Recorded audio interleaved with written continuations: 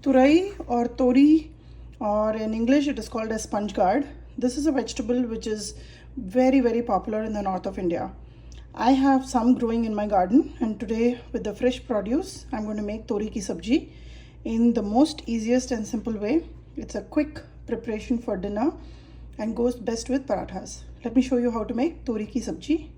I got a nice fresh Toori from my garden. This is called as sponge gourd. And the ratio for this vegetable is the amount of sponge gourd you're going to cut, the same amount of tomatoes I'm going to use.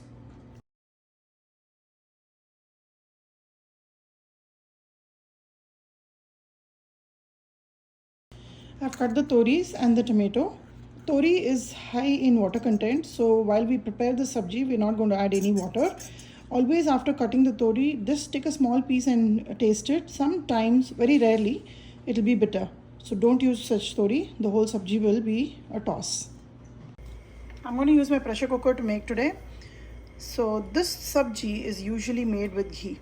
So I'm adding about 2 tablespoons of ghee. Tori is a very healthy vegetable, and summer is the best time to have it because that's when it produces the most. So let the ghee melt, and I'll give a tadka of only jeera and add the toris, tomatoes and few spices and close the lid and pressure cook. This is about 1 teaspoon of cumin seeds. Add this and let it infuse in the ghee and roast. As it starts popping, I'll add the tori and tomatoes.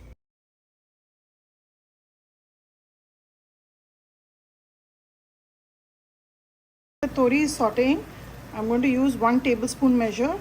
This is going to be about 3 tablespoons of coriander powder, just about 1/4 a teaspoon of turmeric, and 2 teaspoons of chili powder.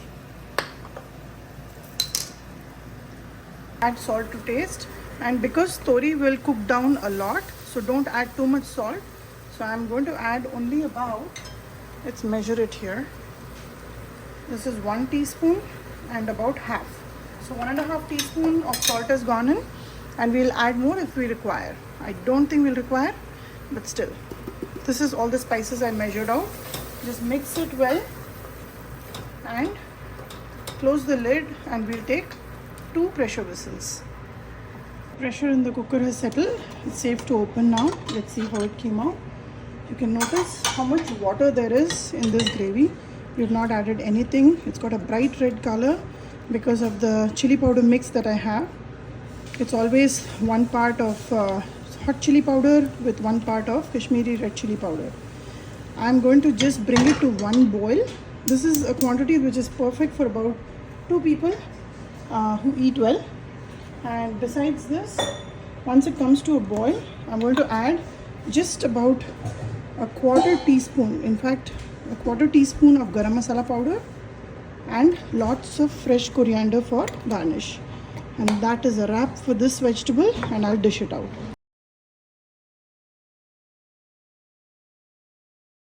Tori sabji is ready. I'm just garnishing it with a little bit more of coriander leaves.